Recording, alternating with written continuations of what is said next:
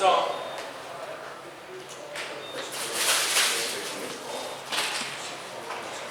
Well, ladies and gentlemen, it's a great pleasure of mine to introduce Colin, who is actually probably better known to most of you as Rikorockets. Anybody that goes to Stockholm will know that he goes on there quite a bit explaining digital. I think he's the guru. I like to think it's the guru of digital racing, and he's got an excellent presentation for us today. I'm going to keep out of the way basically and just let him go, and hopefully he's going to explain everything you need to know about digital upgrades that I can see on there, and everything else that you might want to ask some questions on. So. Thank you very much. Thanks so much. Thank you. Well, welcome everybody. So, for those that were watching the film that was running before, that was a digital lane changer that had been modified, and the code inside it allowed auto lane change and anti-collision. So if you looked at what was happening, actually all those cars were on the same ID number, and I had my throttle on with the lane changer button pressed to try and get the cars to collide. And the only things that happened was I got the throttle settings wrong at points and the car would come off on a corner. Right? You'll have noticed also that the cars were separating if you were watching, right? And that was the auto lane change thing actually in operation. So really I wanted to go through today some of the stuff that we've been working on. It was really a year and a half or more ago, which was about trying to take the lane changes to sort of like a new height. Okay. So quite a few slides, right? Save me. So why do that? Well, for me, I've raced analog a lot. So I raced at Larkfield, I've raced occasionally at Viking, and I like racing, right? I also like digital, but one of the problems that you get with digital is to do with, when you come to lane change, it's actually not that easy to do at times. Especially if you want to do a tactical type overtaking manoeuvre, quite often you'll end up sort of trapped behind someone. The other thing is you press the button too late, because you've got to press the button before you get to where the sensor bit is before the lane changer. So you miss that, and then you're messed up for the whole next lap. You've got to get all the way back around again, so you might miss the pits, for example. I'm forever doing that. It's really difficult. So what we thought is we can do things better than that. Also on lane changes, crashes, we haven't got Adrian Norman here, have we? But racing down on his digital system, he used to have a system where if you touch somebody, you got a penalty and went into the pits. Right? In reality, what he was trying to do was stop people crashing, because in digital, if you've got 6 cars flying around the track, it's often coming off the track and collisions are quite a big thing. So really, having a lane changer that brings everybody together is not a brilliant thing in racing terms, because you end up with lots of stops, and then you lose 2 laps or something like that, or someone who puts you back on because someone's getting across and it's 6 seconds later, so that people have gone round. So you really don't want to have crashes. And the other thing is, if you crash and you're in the middle of the track, what happens? You get 5 other cars crash into you inside the next 5 seconds or 6 seconds or whatever the lap time is. Yeah. So what can we do? Right, so that was the video that I was showing. So again, my finger's pressed on the lane change button all the time here. Okay, and I'm trying to get the cars to collide. So you'll see the cars are sort of like overtaking, you'll see cars separating, you'll see that they're not coming together and not colliding on the lane changes. Both lane changes have been reprogrammed. Let's just step back a little bit. So let's go back to the first principles. How does an XLC work? Okay, so a standard car with its digital chip emits an invisible signal in infrared, right, which is a little yellow line, so you can see coming out here. right? And according to its ID number, the beat frequency coming out from that is different. Okay, so ID 1 to 6 have got different beat frequencies coming out. But what they both do is they interchange what's called the mark-space ratio here. Right, if you look carefully, if I can get up there, if you look carefully, you'll see that this is going straight ahead, so this is, you're not pressing your button, this is changing lane. So the frequency that you get out in terms of the beats is an up-down type thing. Right, that distance is the same on both of those, but the amount of time that the LED is lit is different. And that's how the system detects whether or not you want to change lane. So when you press your button, the little chip inside changes that thing. So it's still sending out the same ID number, but it's sending out different mark-space ratio. So standard XLCs are stupid, I'll put it up there. They don't. They just look for the difference between the high points and the low points to see whether or not you're commanding a change or not. And when you go over the sensor, it immediately responds and it holds it there for 250 milliseconds, which means the flipper is now stuck over for 250 milliseconds. So if you happen to be behind the car that's just decided he's going to change lane and you're really close, you're going with him. Okay? So that's a standard XLC.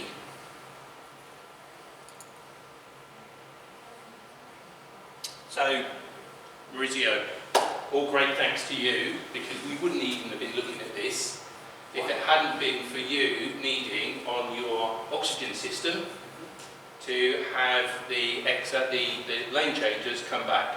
So Maurizio was looking at, in particular, trying to emulate what the Ninko changes do, because the Ninko ones are sprung, so if you don't do anything, you just go straight ahead. Right? Because oxygen at that point in time didn't emit a signal when you were going straight ahead. So myself, a few other lucky guys got to play with new code that Maurizio had come up with, and that sort of developed into some of the first concepts of anti-collision. So we did some things on anti-collision. Long and the short of it, though, is that actually, if you exercise the flipper a lot, it causes the electronics to fail or have a problem. So in the end, Slotted decided that they would emit a signal for their oxygen system, and the need for the change to lane changes sort of disappeared. However, some of us, so in particular Rich Girling, Chris Salmon and myself, who'd been involved in the slotted testing, got together and said, well, we can do our own code, because we quite like the idea of anti-collision. So the first thing that we did was the chip that's inside. There's a chip inside the lane changer, and that chip is in the same family as what's in the pit lane game, which we've been reprogramming to do pit sensing. So we knew that immediately, if we put the code in, that we could pick up car IDs and therefore all the information that we needed to be able to do things straight off in terms of lane changing. So that was quite a small step.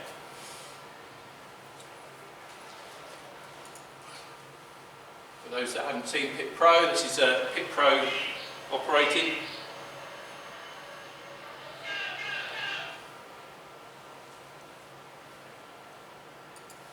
So that's quite successful. So where is it? Where's the processor? So it's right at the front. So on an XLC, you've got two sensors at the beginning that you have to pass over the top of. Behind this little board is a board. Behind this little plastic cover is a board. And you can see from this board, actually, it only takes 5 wires: memory clear, clock, video, voltage, up and down, so plus and minus, and a data line. And we can just wire to that and we can reprogram it. So quite an easy thing to do if you've got the kit.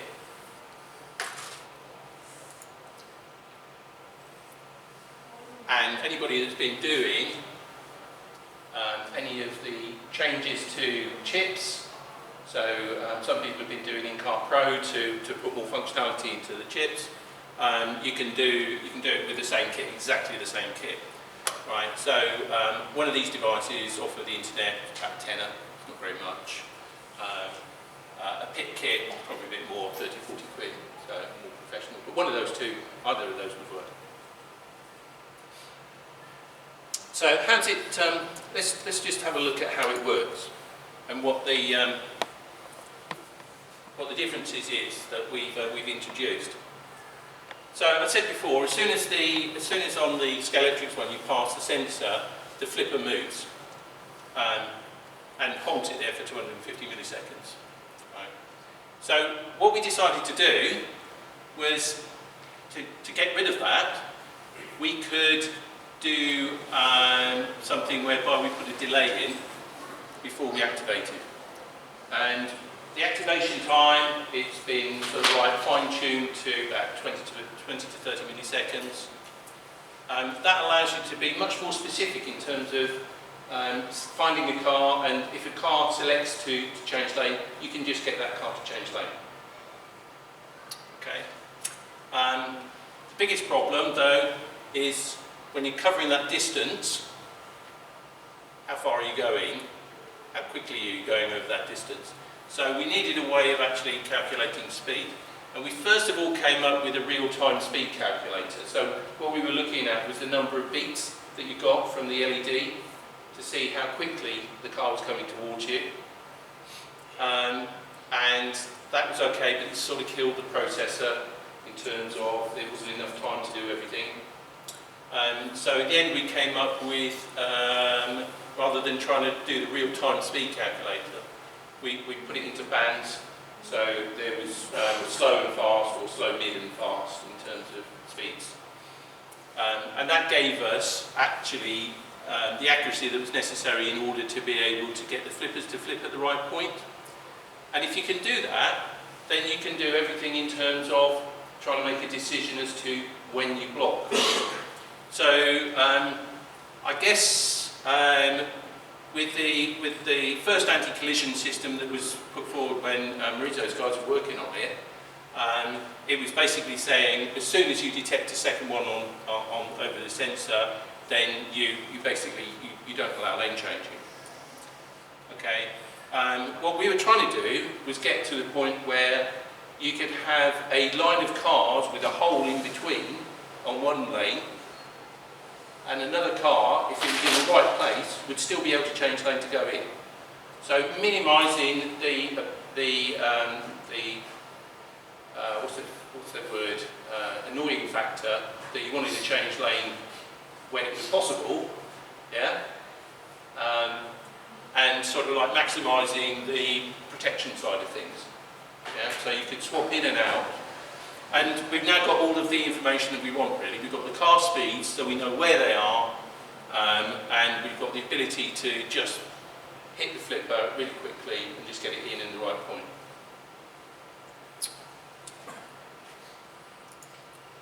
So, just summarising that. So, speed detection to allow accurate crash prediction, a timed operation of the flipper to catch individual cars, that ability to slot into a train. That's what I mean about there's a gap. You're able to get into that gap. You're not just turning the thing off to prevent anti-collision. So non-intrusive unless an impact is predicted. Yeah. So therefore, as a racer now, I can change lanes as I want, and the only point that this thing is going to interfere is at the point that I'm going to have a crash, and therefore I'm going to have a problem. So that was the true aim. So that was anti-collision. As an off-spin of that, some of you would have seen in the video that bit where the cars, I've got my finger on the button, and yet the cars were separating as they went over the XLC. So they were all the same ID. I was holding my finger on the button all the way through, and yet some of them would go straight, some of them would change lane, etc. And that was something which I've talked with Scalextrics about. It was something that I thought was quite a good thing, and it's auto overtake. So mostly really good with kids, but as an analog racer, it's also pretty good from driving you to the point that you don't need to press the button. You can drive in a way where you keep driving until you come up behind someone, then automatically you'll overtake them. So you don't need to think about it, which is when everything's moving around really quickly, makes life much easier. You can still press your button, you can still change lane when you want, but if you're just hacking up behind someone and you come right behind them, right, then you can overtake. For me, even knowing where you are in sort of like standard Scalextrics, if you're up behind somebody, you have to make that conscious decision that you want to overtake 3 seconds before, 2 seconds before. Yeah? So you're closing on someone, so you press your button because the lane change is coming, and you're committed because it's all going to happen in a split second. And what happens? He changes lane. So you're already committed. You're stuck behind him now. You've now got to go around another lap, stuck behind somebody because you happen to have pressed the button when really you really wanted to overtake. So that became just sort of I put it as a game of chance. It becomes almost a gamble. You don't know what's going to happen with the car ahead, right? If you have an auto overtake mechanism, that disappears, right? Because we're sensing with the processor what's happening, right? If the guy's commanded a straight ahead and you're within, say, I don't know, that much distance behind him, right? And you're pressing to go to lane change, he'll go, I know, he's within the auto overtake distance. He can be, if that car goes right, you go left. If he goes straight, you go right. Yeah? So that was the concept. So, as I said, we've got enough information to intelligently decide. So it's a simple conclusion, and it makes it much more compatible with analog racers in a strange sort of way. I did a big digital set at Larkfield a few Christmases ago, and all seasoned racers all got stuck in a chain behind each other, going round and round saying, oh, this digital's rubbish. Right? If we'd had auto overtake, right, they wouldn't have had that because they'd have been mingling and racing. So the other thing is, anybody that's run pace cars in digital, you always find that one pace car catches up with your next one, catches up with the next one, you end up with 3 pace cars going around together, stuck together. So the pace cars that you had running around, that you were trying to weave your way in and out, so it was a bit of an excitement to start with, the pace cars end up stuck in a chain. So auto overtake separates them. I've had sets going with auto overtake and lane changes, and it's fantastic to watch the slightly quicker car whipping around, overtaking the next one, flipping over, coming around the next one, flipping over, nobody driving. So multiple pace cars, as I said, brilliant for analog racers, because you've effectively got a clear track. Yeah? And I've been doing sessions in schools for the past couple of years, Christmases and summer fakes and such like, all with auto overtake. I've got a little video at the end. Kids love it. Kids absolutely love it. Because you can have 5-year-old novices driving around and they just have fun.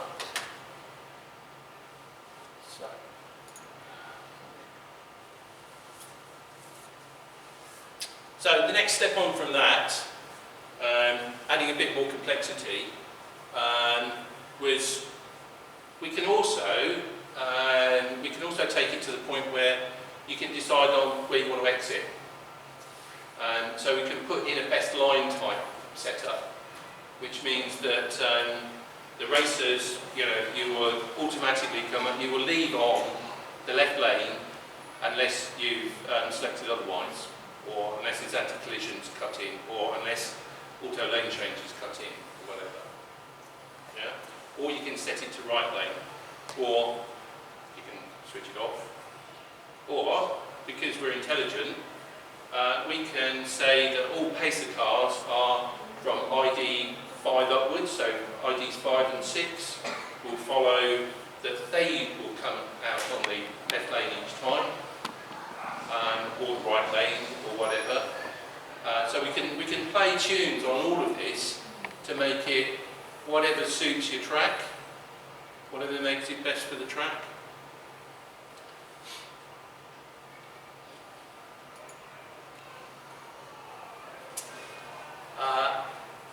Now the downside of this is that there's no switches in the standard XLC.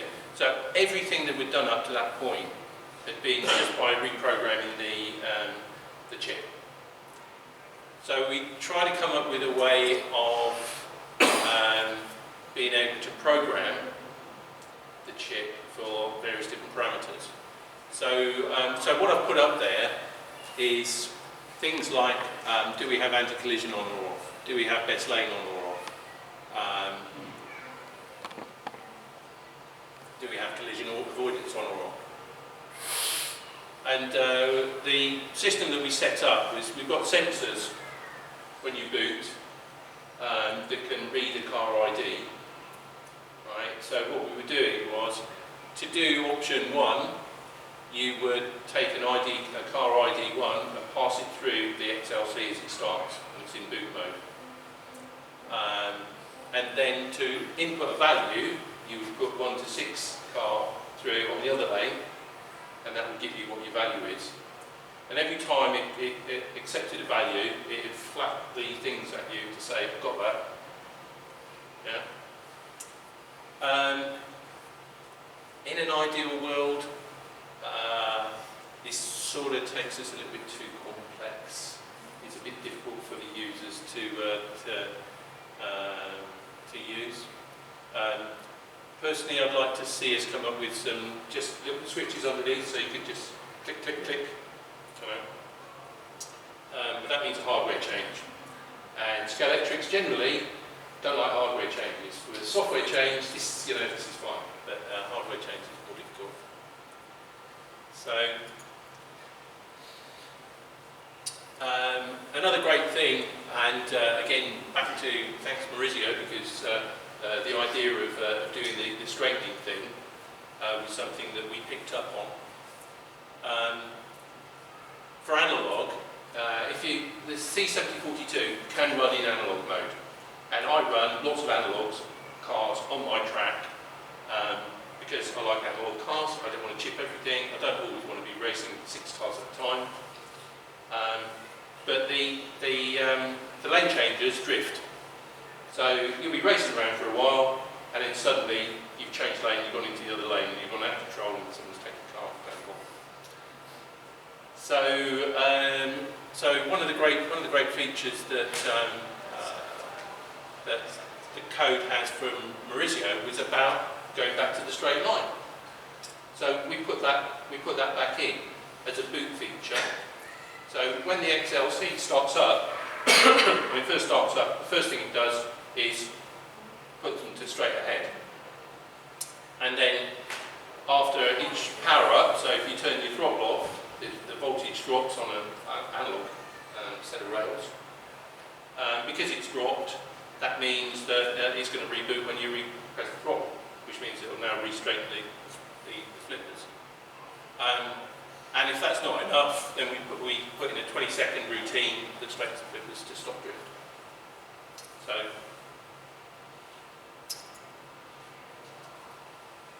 So why is it not out? Why haven't we done this? We talked with Scalextrics for a while about this, and they were quite interested. So we sent in some XLCs into Mark 8 for assessment.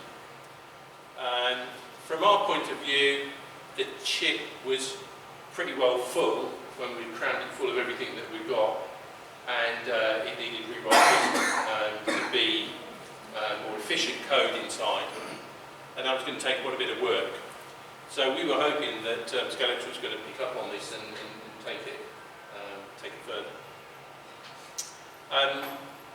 The idea of programming it for enthusiasts, absolutely possible,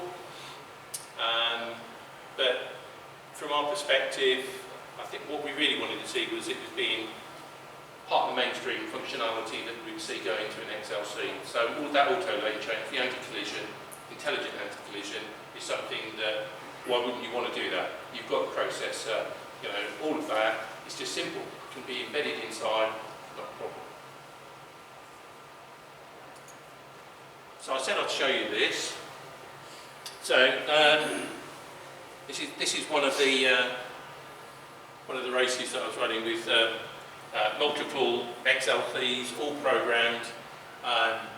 The kids 4, 5, 6, 7, 8. So from the tiniest, they can just reach up and hold a throttle.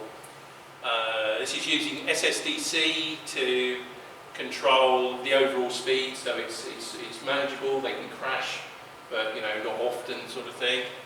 Yeah, and anti-collision and auto lane change. So let's just watch that for a second. This is a whole race. So it's 2 minutes. What's the lights? What's going on the screen? Now, what's going on?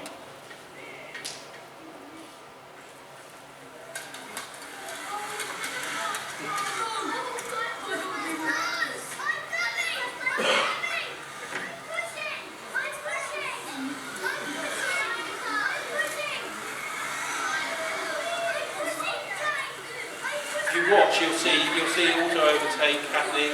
You'll see anti-collision. But so this is manic. 6 cars, all novices, right? And if I tell you that they were having fun, right? This was at the school 4 hours solid, and then people queued out the door.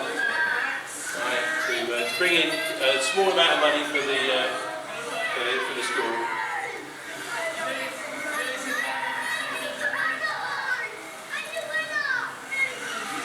I can remember one kid must have been no more than 4, jumping up and down, enjoying himself so much. Right, so this isn't really selling it to the older racers, I can tell. Right, but the thing is, right, at the point that you can do this, right, you step it up a bit, and now you can have some real true racing, and you don't have to worry. You don't have to worry about the other cars that are around you so much. You can still think tactically. You can still lane change when you want to.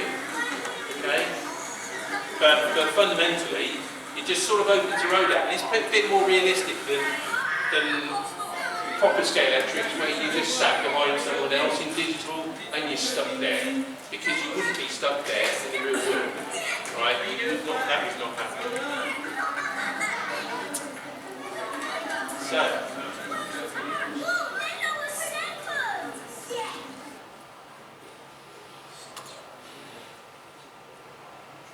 that was it. Short and sweet. So, any questions from the floor? Two. Are Sky Electric going to take this up? That I don't know. They were in contact with me only a few weeks ago because they'd been talking to some other people and said, oh no, Colin is the man, Rikorockets the man that they're talking to about XLCs. It's down to Sky Electrics at the end of the day. At the moment, with their current situation, I can't see them wanting to be spending money right at this moment in time. Probably better to get the finances into a better standard position, right? However, some of the people at Sky Electrics, I think, are reasonably keen that this is something that ought to be in the market at some point. In the interim, are you going to supply a facility to have this done and supply the code to people? Yeah, no, I mean. Okay, so the source code, all the work was done originally by Rich G. He wrote the code. Myself and Chris were working on testing and coming up with ways of changing it, so looking at the system side of things to improve stuff. Rich has handed me the source code, so I've been working on it for a couple of months already, trying to work through what we can do in order to get it to a lower level, which would make a product which we could then do probably more into the market that we're talking about, the enthusiasts and such like, so we can reprogram without doing any major changes.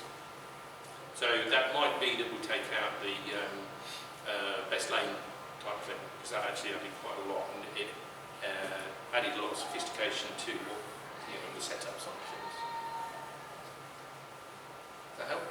It helps. I don't. So, answer is it needs work before it could ever get out, and we're looking at it at the moment. Yeah. So there doesn't appear to be a reason why we wouldn't do that. However, the preference would still be that it goes in with the mainstream type. Yeah, but there's still a lot of people out there with old track that needs converting. Yeah. Well, are you sold? Do you think it's a good idea? I think it is, yeah. Yeah. I'll send you mine.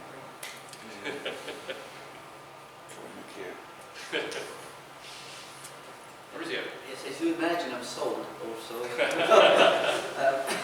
And I think that's also what's missing. I mean, and this is the biggest reason we have dropped for the moment, the idea of giving, as you know, the thing to the public, is that we fear that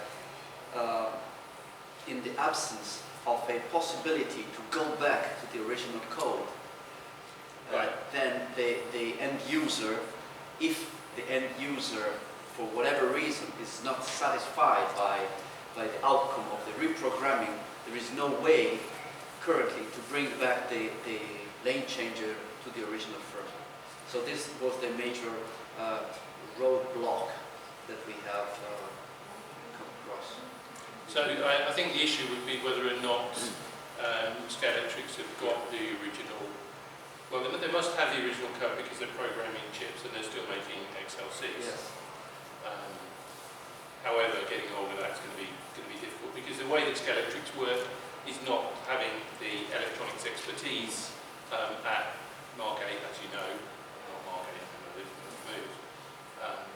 But in using other companies and or experts abroad to help.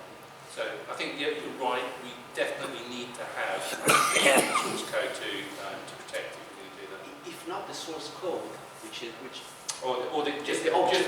Just the code code.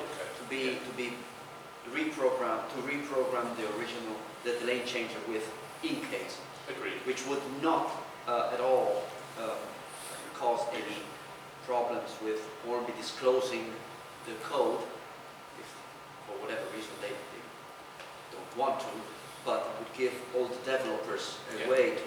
Also, it would also be easier to do some back-to-back testing if you could reprogram the same chip with the original firmware. Indeed, yes. Good point. Yeah. So, I think it's quite essential that we do get that code. To be honest, I hadn't asked for it up to date because we're being focused on just on what we're trying to do in terms of taking the code forward. But yes, it's always a good thing to be able to go backwards. Yeah. But with people who've done in-car code, there's been no way back from that. That's very true. I guess the difference is that in-car Pro is a £10 chip, and you make that decision at that point, don't you? I mean, how many people are going to want to throw away lane changer if they decide they don't like it? Only 20 quid out there at the moment. They are only 20 quid out there, but that's not the normal price, is it? I've got 2 chips, 5 quid each. There you go. Anything else? Right, well, thank you for your attention and thanks for listening. Hopefully that's taken you to where we can get to in terms of intelligent lane changes moving forward. Yeah.